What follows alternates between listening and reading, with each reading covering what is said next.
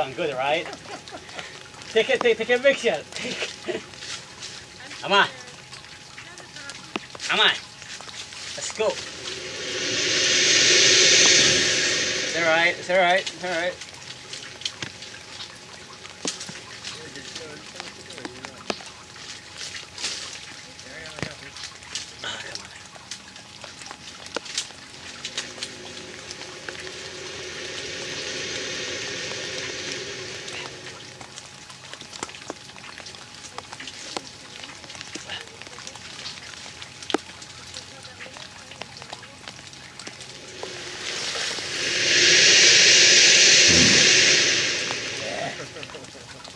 Yes. Come on.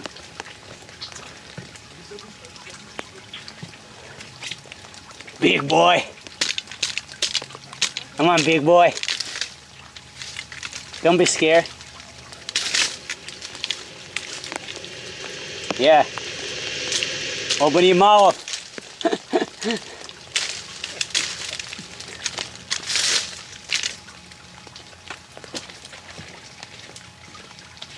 Oh, let me see. I want to take a picture of him. Good boy.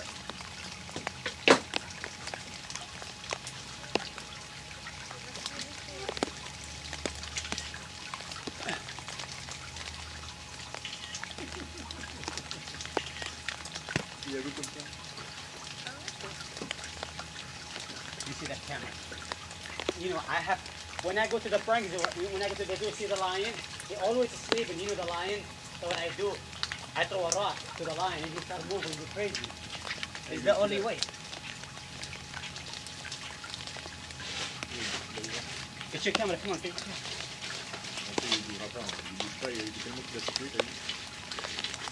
Oh no! No, he closed his mouth. No, don't go.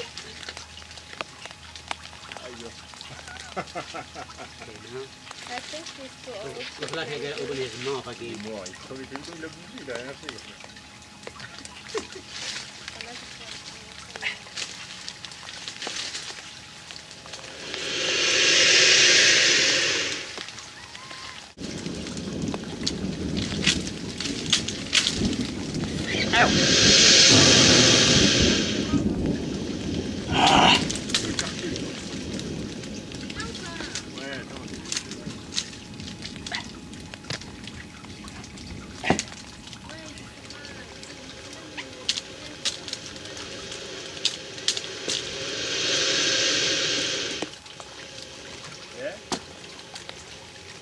Come on, oh, just open your mouth and I'm leaving.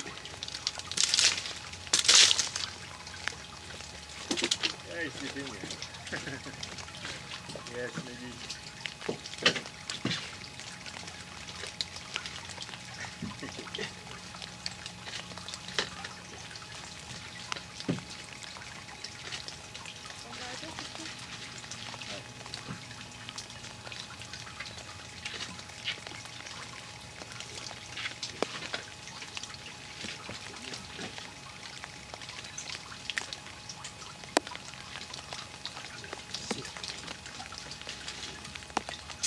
Come on, you close your mouth again.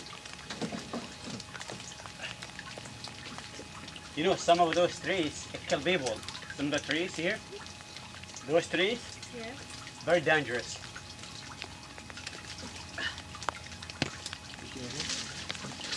I think we will go on.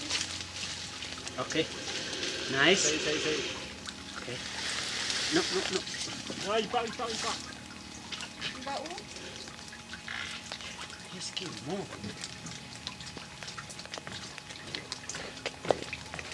Viens, on part ensemble.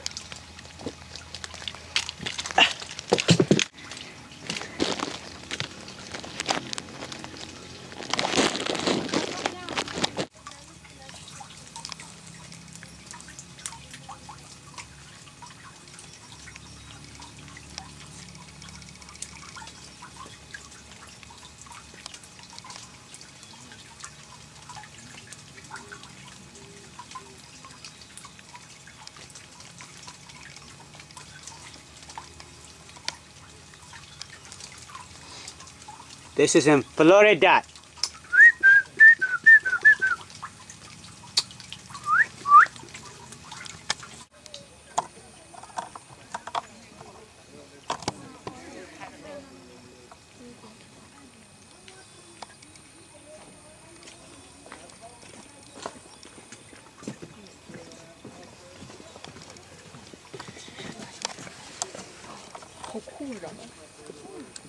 看它底下其实站着，快照快照。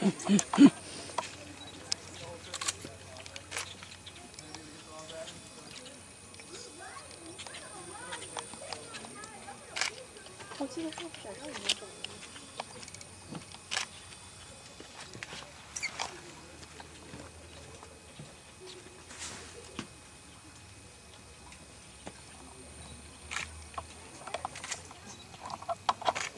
它是睡着了。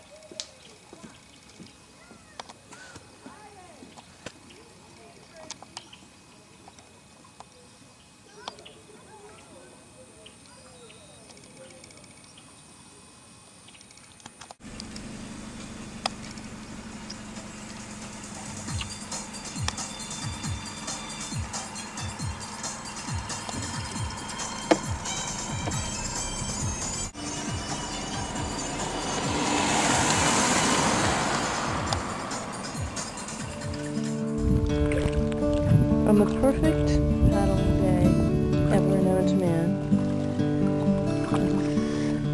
February 21st, I believe. And we are in Alligator Bay. And I think this is what you call a picture perfect day.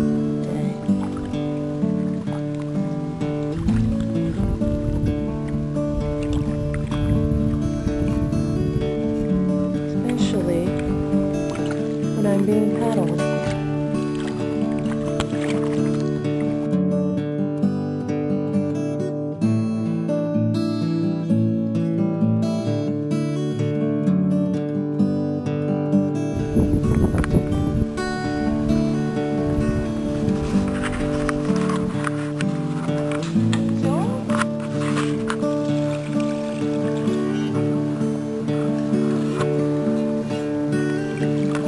Behind her, that's nice.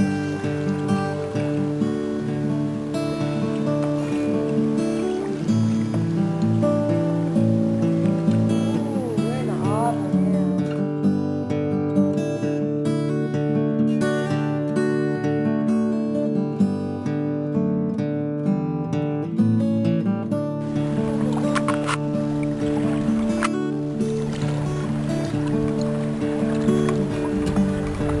We're waiting for the flash. Sun is going down. We're completely lost. We had to eat Robert. But he was pretty juicy. What about Robert? I'm talking to my camera. Oh.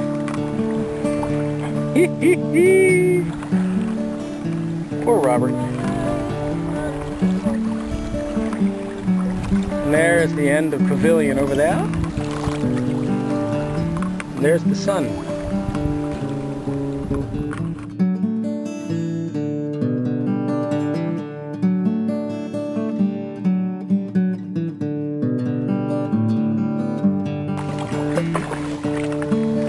No Name Mangrove Tunnel.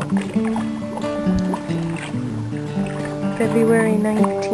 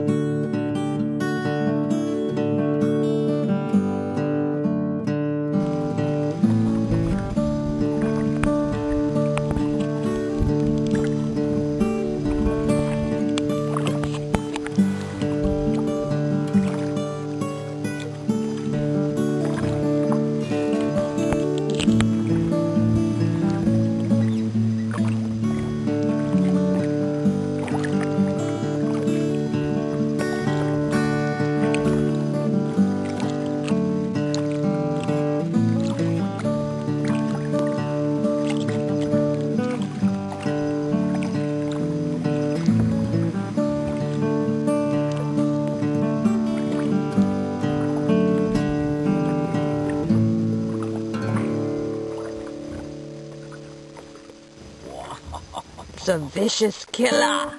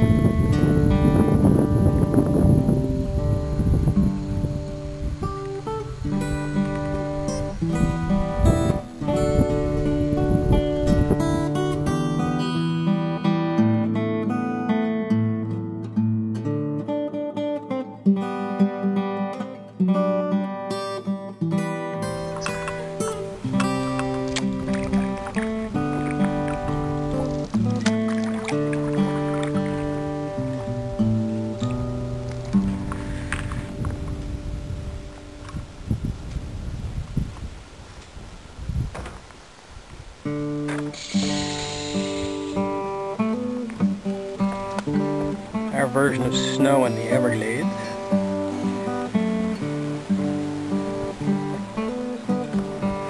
Piles of white foam.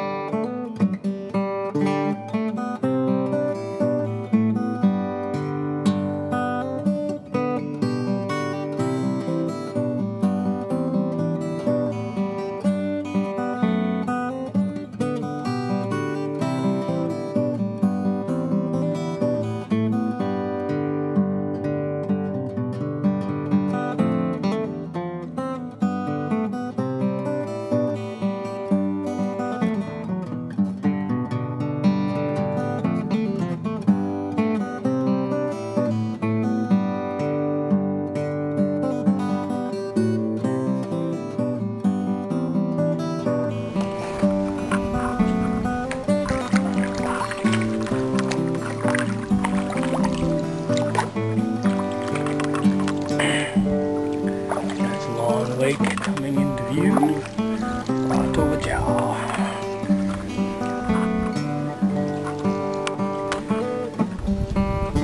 Love these mangrove tunnels. These amazing walking routes of the red mangrove.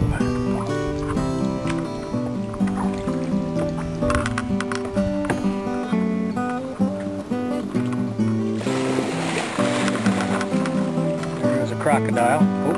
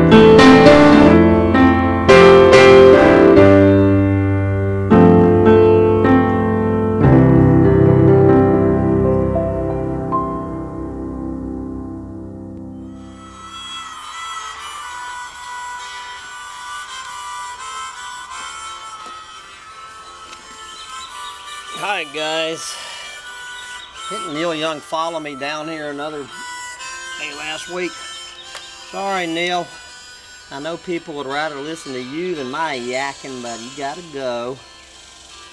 Alright guys, we are at, where have we made it as a planet? So Wednesday, July 3rd, 2013 here in the sun-baked wasteland of South Austin, Texas. So what better day for me to come down here and do my weekly climate change meltdown roundup rant, which I do every Wednesday morning, where I go on the pages of the mainstream media to bring you further evidence that the climate in this country and on this planet is taking us all directly into a burning lake of fire. And nowhere is that more true than in Miami, Florida. I'm going to start off today's romp through the mainstream media, I guess you call Rolling Stone magazine the mainstream media. Now this article is officially going to be released tomorrow on July 4th, I believe. What better way to celebrate the birth of America than with stories about the death of America from climate change. And the title of this long, in-depth article in Rolling Stone is titled "Goodbye Miami." The mainstream media kissing goodbye a major American city, just joining the list of doomsday prophets and fatalists, that there's not a goddamn thing that we can do to save Miami, Florida at this point. By century's end, rising sea levels will turn the nation's urban fantasy land into an American Atlantis. But long before the city is completely underwater, chaos will begin. And this is by reporter Jeff Goodell. And as I say, guys, this is a long, in-depth article, just picking one city, the most imperiled city in this country, which is Miami, Florida, which they're saying the metro Miami area is about 5.5 million people. About 5.5 million people will just have to find somewhere else to live, unless they can figure out how to live at the bottom of the ocean. So this guy, he interviews all sorts of climatologists and professors from around Miami.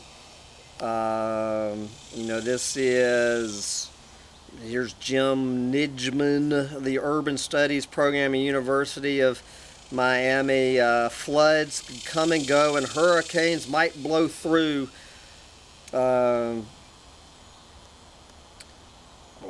This goes on and on. Let's see. Life in the vibrant metropolis of 5.5 million people will begin to dissolve much quicker than we don't have to wait for the city to be underwater before all hell starts breaking loose.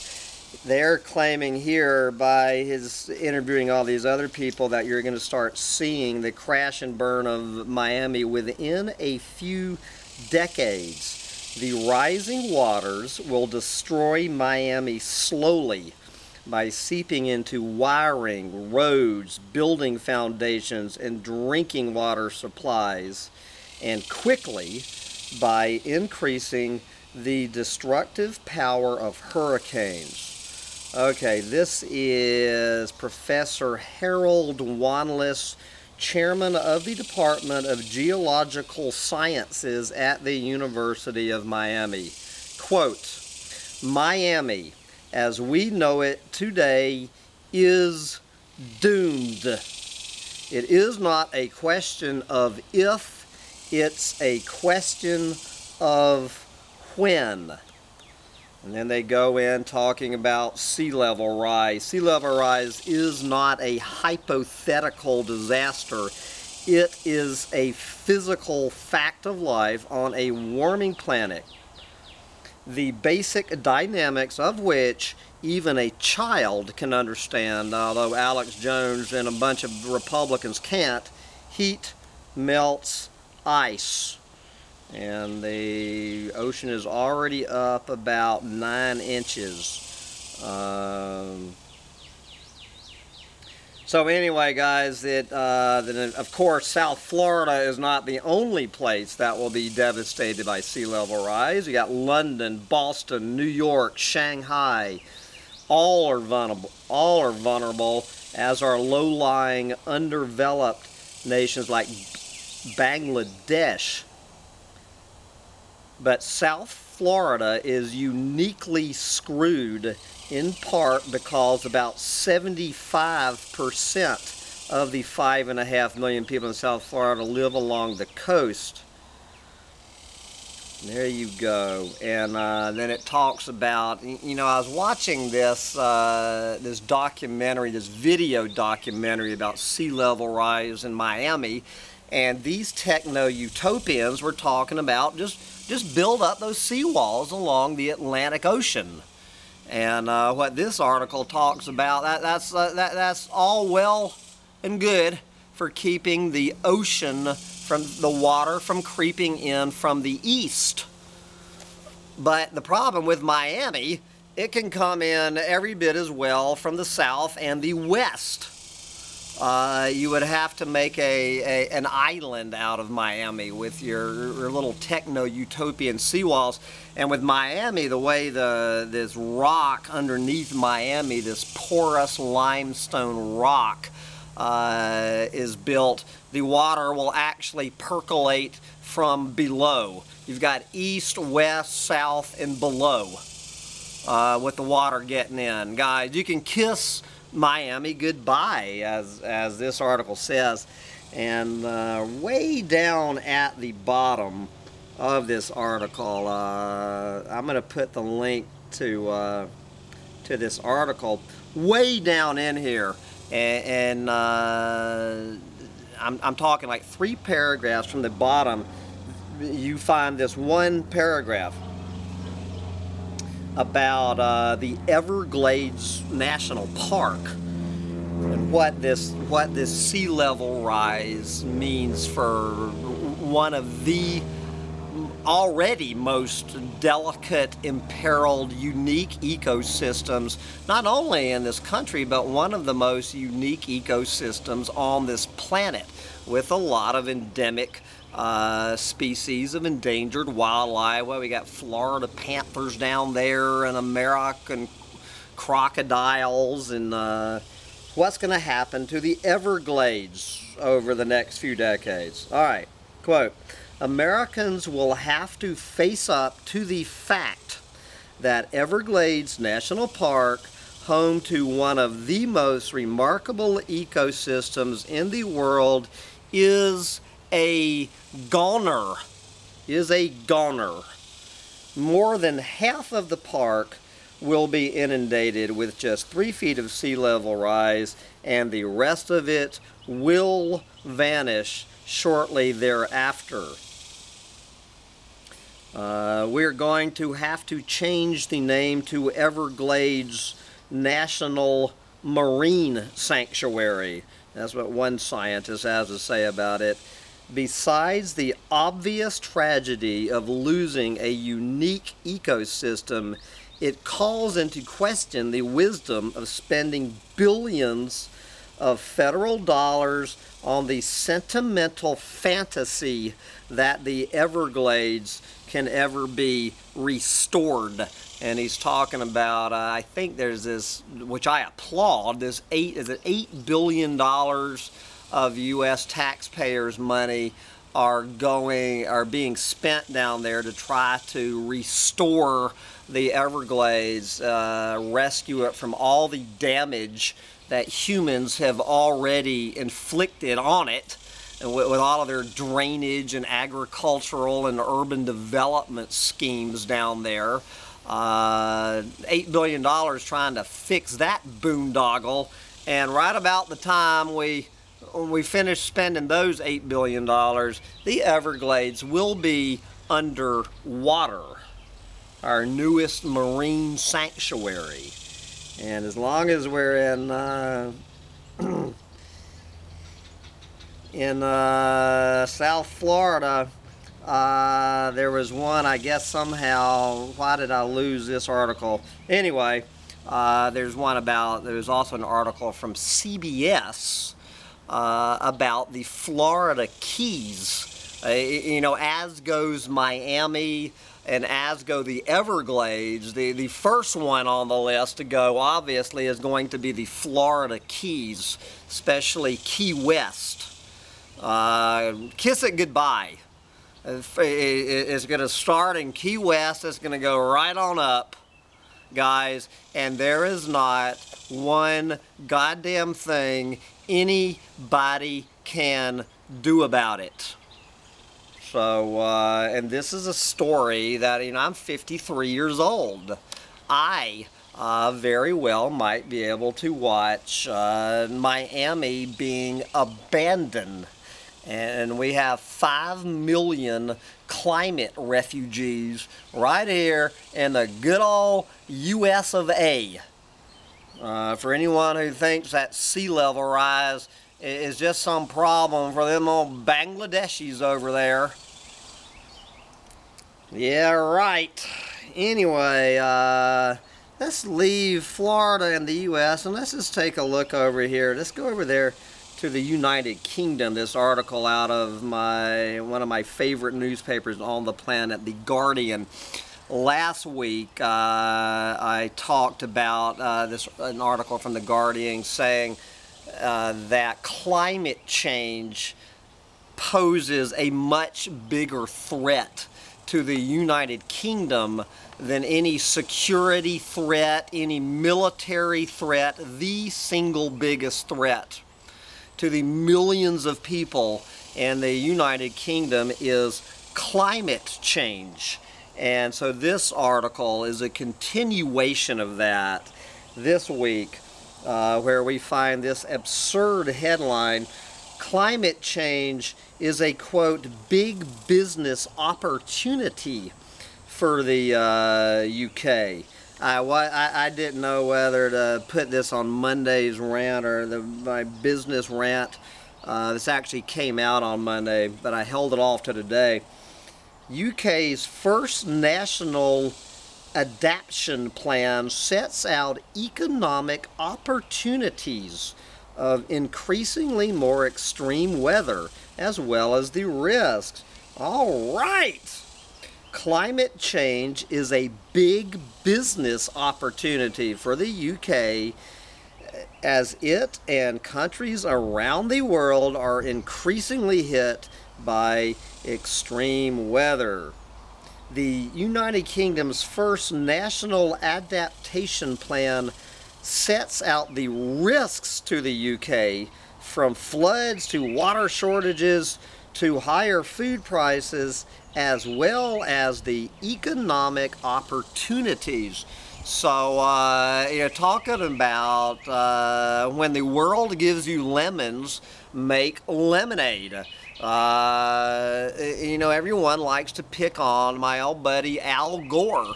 The fact that Al Gore is certainly aiming to make millions of dollars off the death of this planet that he warns us about. He's warning us about it out of his fat, hypocritical mouth, while as soon as he finishes these speeches, he's figuring out ways to capitalize on it.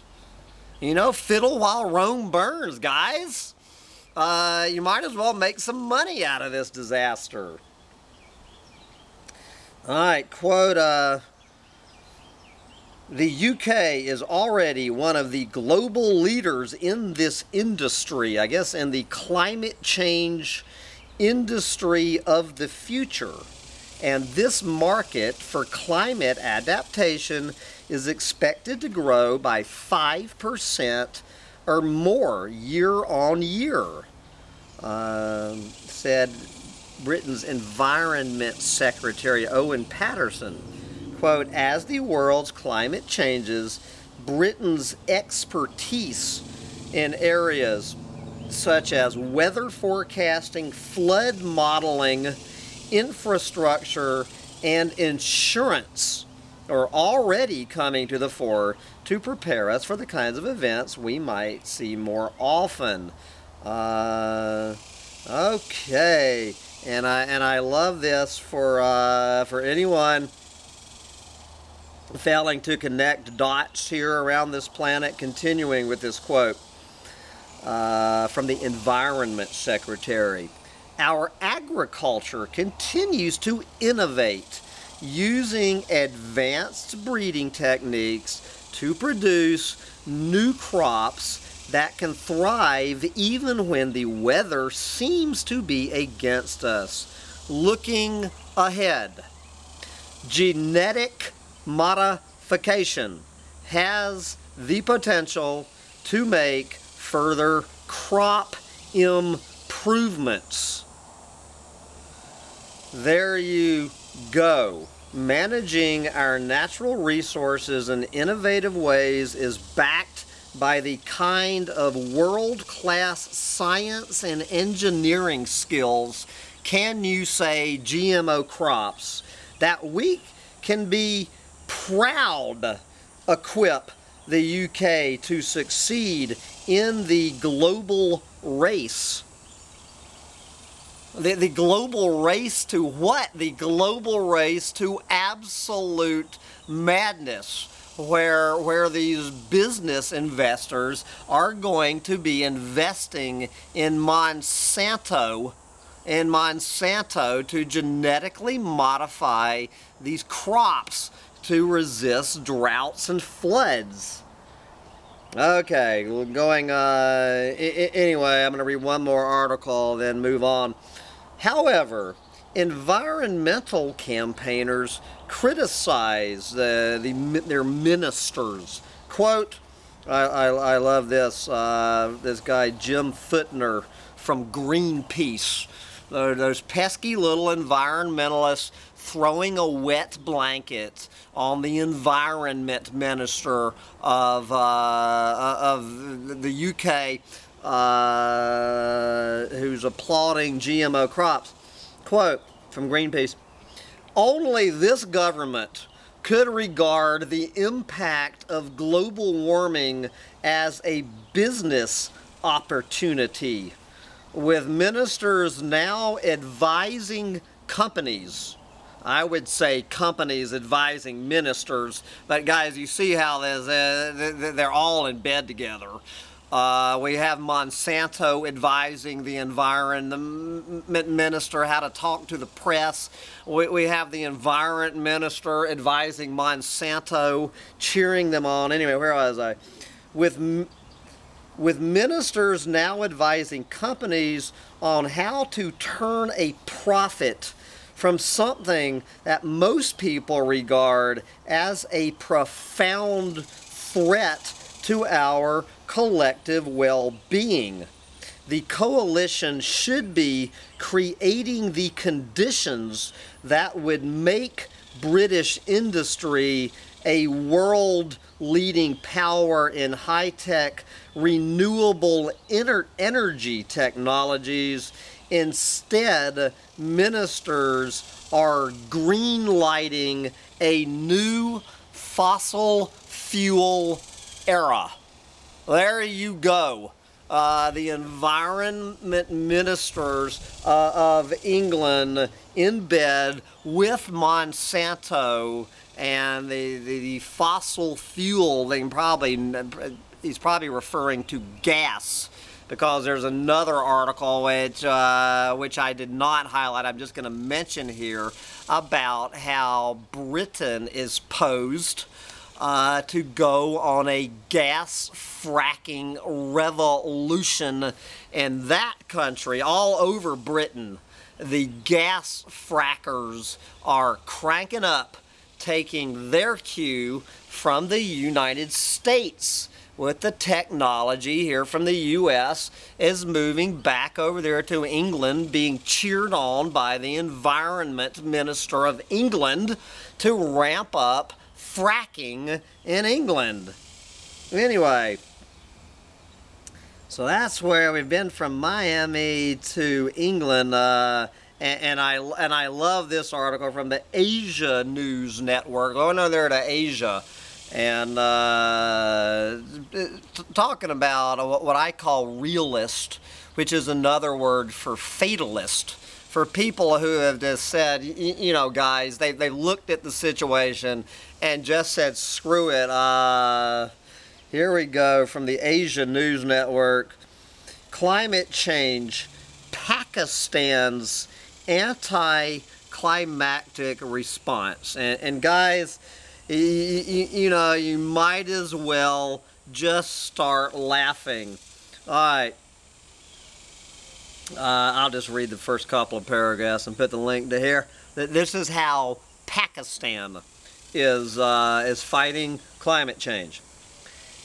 At a time when developing and developed countries across the globe are investing heavily in adaptation to and countering climate change, Pakistan has not only dissolved its climate change ministry, but also slashed its development budget by more than 60%.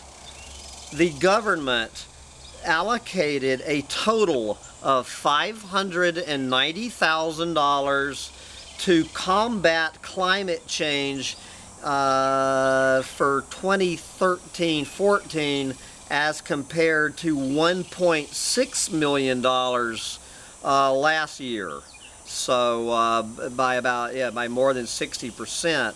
The climate change ministry is now the climate change division.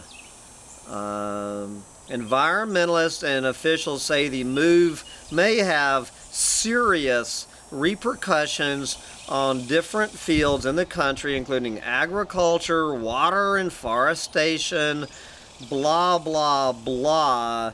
Somewhere in here,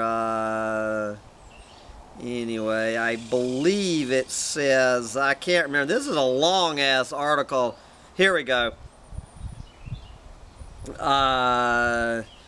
Talking about carbon dioxide. Meanwhile, carbon dioxide emissions in Pakistan are increasing annually at the rate of 8 to 10%. So, as Pakistan, probably my guess is from the increasing burning of coal and the increasing number of gas-sucking cars being sold to more and more Pakistanis, you have Pakistan's greenhouse gas emissions rising by 8 to 10%, while their money being spent to adapt to this is being slashed by 60%. There you go, Pakistan. At least you get the Hambone Honesty Award for dealing with climate change. Guys, this planet is toast. These guys in Pakistan know it damn well. And they're just saying to hell with it. Anyway, and let's go from Pakistan. Let's just look at these last two articles, these science articles about what climate change is doing all over this planet, from Pakistan to Miami to England. This one, and what I love about these two articles, what they point out is not so much what they do know about what is going on with all of this shit and climate change, is what they don't know. The questions being posed by what is happening on this planet. The unanswered questions could be a bigger bag of bigger can of worms than what they do know. It's the known unknowns and the unknown unknowns. As long as I'm quoting Donald Rumsfeld, is this a known unknown or an unknown unknown? Out of Science Daily magazine. Greenhouse gas likely altering ocean's food chain. Atmospheric CO2 has big consequences for tiny bacteria. This is just from yesterday, from Science Daily yesterday. Climate change may be weeding out the bacteria that form the base of the ocean's food chain. Well, in climate change, as in everything, there are winners and losers.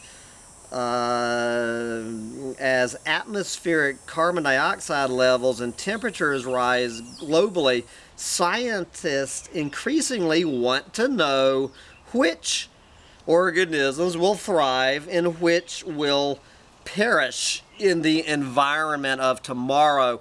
And this article studies these, is in the ocean, looking at what's going on in the ocean, studying these little nitrogen-fixing bacteria. I'm going to put the link to this article.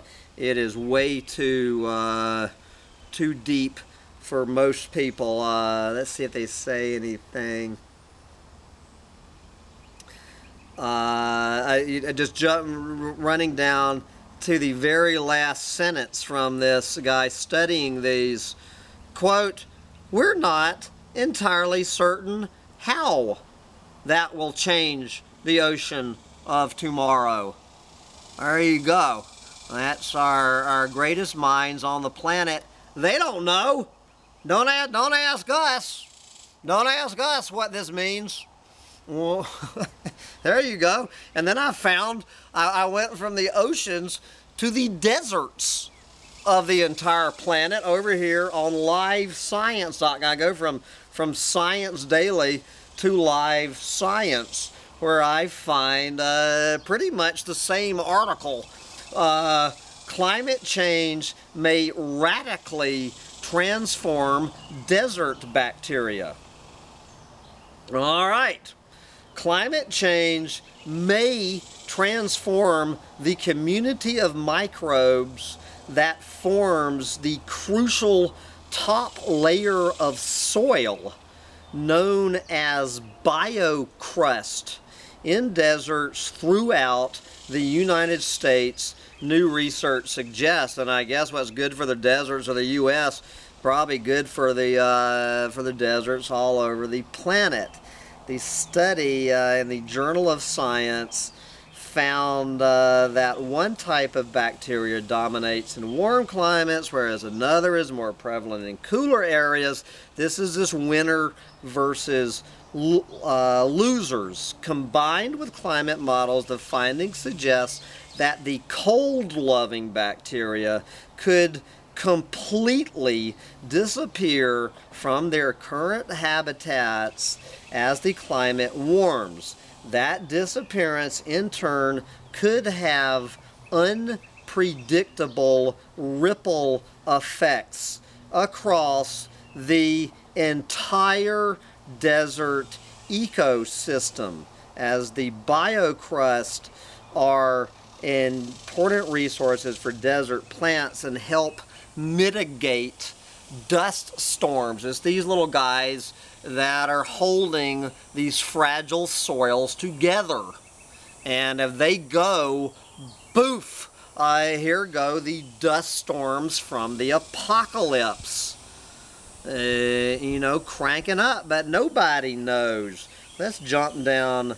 Let's jump down to the last paragraph here under unknown consequences. Unknown consequences. Unfortunately, so little is known about the mysterious bacteria that no one is sure how this change will impact desert ecosystems.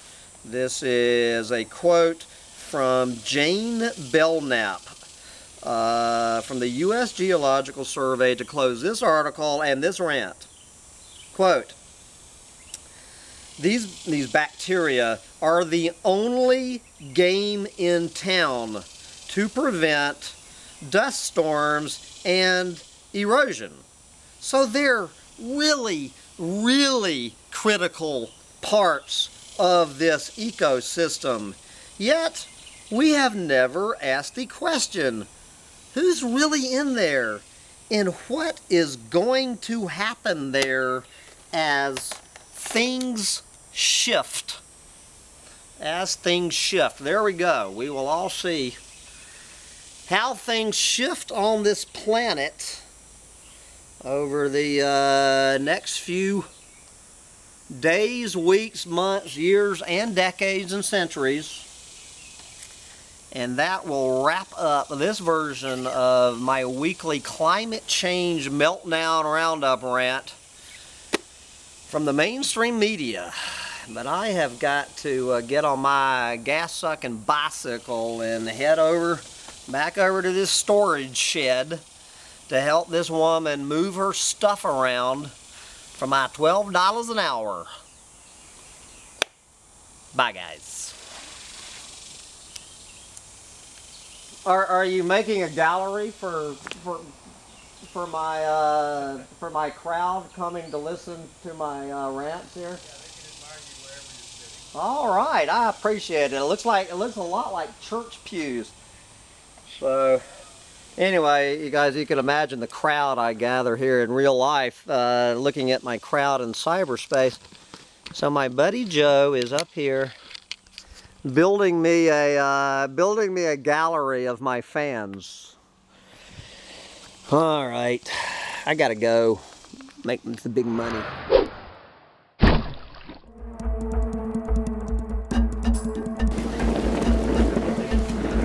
me a couple of minutes to get this boat tied up, folks. What we're going to do is turn around and go out the channel back there nice and slow. This is where I'm going to be looking for wildlife.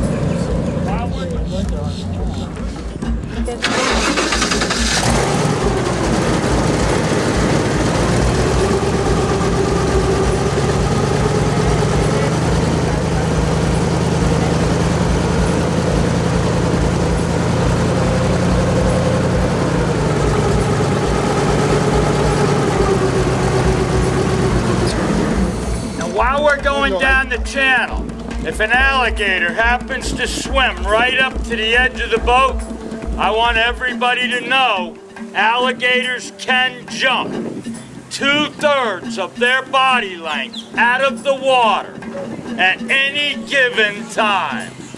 That's why I sit way up here.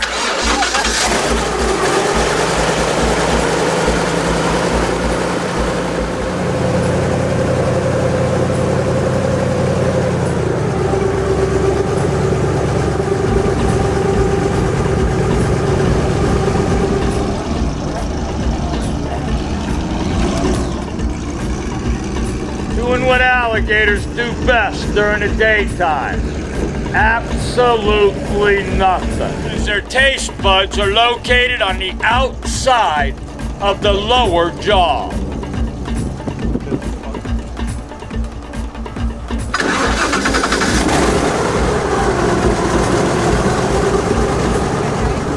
Look over here on the left, real pretty blue bird, red and yellow beak. That is a purple gallinule, voted by the National Audubon Society